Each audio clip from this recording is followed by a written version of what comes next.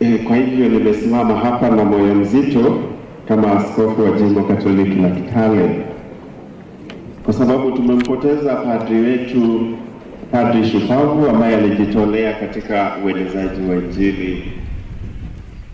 Na sisi kama maaskofu kila wakati tunatangaza Injili ya amani ambayo inaanza ndani ya mioyo yetu, ndani ya dhamiri zetu, na kisha hiyo amani tunaisambaza kwingine ili watu waweze kupata amani iliyo ya kweli.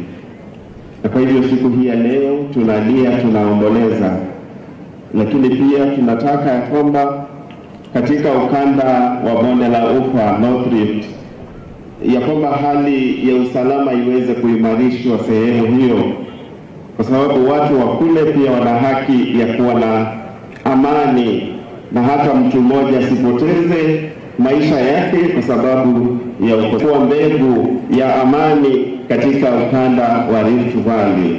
Kwa niaba ya Jimbo Katoliki la Kitale, kwa askofu wetu Dominic na msaidizi wake wa jimbo hili la Eldoret, pamoja na mapadri wote, watawa na wakristo wote wa Jimbo Katoliki la Eldoret, Kristo yeye ndiyo tumaini letu.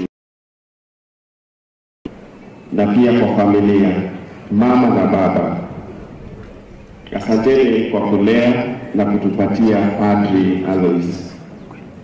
Asanteni sana kwa imani ambayo mlimtunza nayo na akajitolea kumhudumia Kristo. Kristo amemchukua. Sisi tunawaombea, mimi mwenyewe binafsi nawaombea familia, mjipe moyo na kwamba tumaini la Kristo liendelee kuwa pamoja nanyi siku zote. Asante.